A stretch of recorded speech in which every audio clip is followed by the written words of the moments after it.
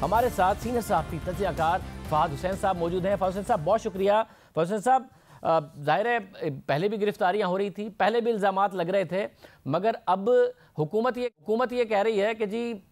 हर तरीका अपना लिया था, कोई और तरीका नहीं बचा तो ANF के थ्रू गिरफ्तार कर लिया गया राना सनाउल्लाह साहब को। हुकूमत कह रही है हमें तो इल्म ही नहीं है। आपको किसके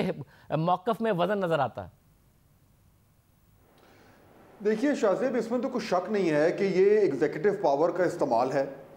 और हमें हैरान नहीं होना चाहिए, क्योंकि पाकिस्तान की तारीख़ में हमेशा ही ऐसा हुआ है। अभी जो आपने अपने इब्तदाइये में जो मिसालें दी वो कोई ढकी छुपी तो है नहीं, और मेरा ख्याल है ये हुकूमत को भी अच्छी तरह मालूम है, अपोजिशन को भी अच्छी तरह मालूम है और रियासत को भी ये मालूम है कि अगर सियासी अहदाफ हासिल करने हैं तो उसके लिए कुछ तरीक़ा कार है, और ये तरीक़ा कार शाहज़ेब हमारे यहाँ एक्सेप्टेबल हैं। यानी वो लोग जो आज धरे जा रहे हैं ये वही लोग हैं जो जब खुद इक़्तिदार में थे तो ये दूसरों को धरते थे, और जो तीसरी जमात थी वो चौथी जमात को धरती थी। तो ये तो एक कन्वेंशनल मीन्स हैं, वो इस्तेमाल हो रहे हैं। मेरा ख्याल है अगर कोई समझता था कि नए पाकिस्तान में ये सारा कुछ चेंज हो जाएगा तो शायद वो अहमकों की जन्नत में रहता था। हम वही कर रहे हैं जो हम हमेशा से करते आए हैं। मतलब मगर क्योंकि जो हमेशा से हुआ उसका कोई अच्छा नतीजा तो पाकिस्तान के लिए, जमहूरियत के लिए, सियासत के लिए निकला नहीं, तो अगर जो हमेशा से होता आया है वही दोबारा हो रहा है तो कुछ अच्छे नतीजे की तवक्को की जाए।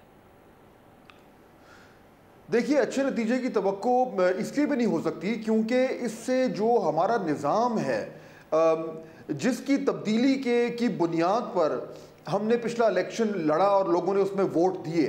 वो यही था कि वो सब कुछ जो होता रहा है वो तब्दील होगा और उसमें एक नई गवर्नमेंट आएगी, उसके ऊपर एक ऐसा शख्स होगा जो बिल्कुल एक नॉन ट्रेडिशनल पॉलिटिशियन है, वो उसके पास जो एग्जीक्यूटिव की पावर होगी उसको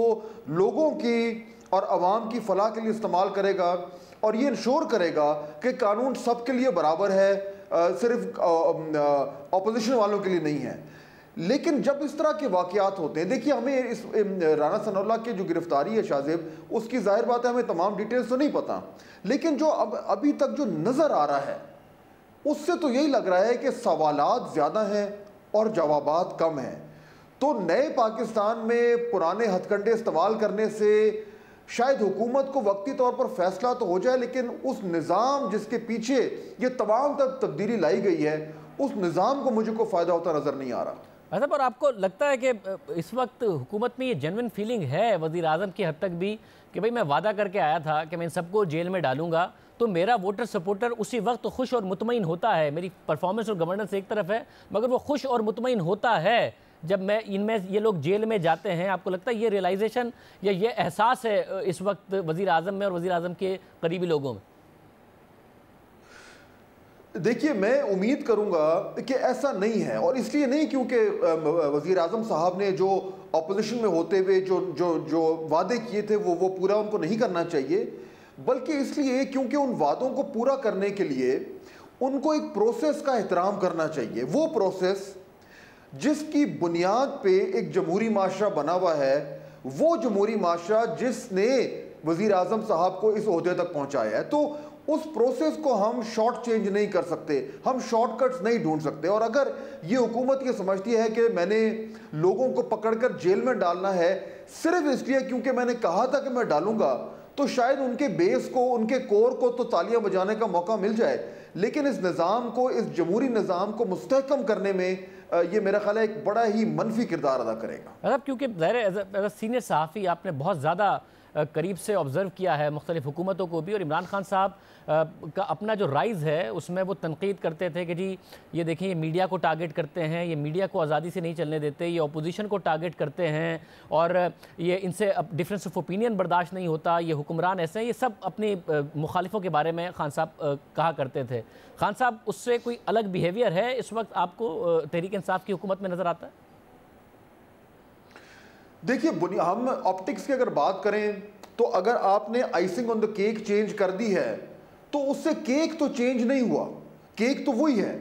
मुझे ये नज़र आ रहा है इस तरह के जब हमें शवाहिद मिलते हैं, जिस तरीके से ये हुआ कि जनाब राना सनाउल्लाह साहब की गाड़ी में से पता नहीं क्या क्या बरामद कर लिया गया है। वो किसी ने कहा कि वो शुक्र है जगह होती तो शायद भैंस भी बरामद कर ली जाती। ये वो तमाम चीज़ें हैं जिससे ये साबित होता है कि जो हमारी जो निज़ाम की बुनियाद है, जो बेसिक स्ट्रक्चर है जिसको चेंज करने की ज़रूरत है, वो चेंज नहीं हो रहा, लेकिन ऊपर से ऑप्टिक्स को चेंज किए जा रहे हैं, लोग चेंज हो गए हैं, नारे चेंज हो गए हैं,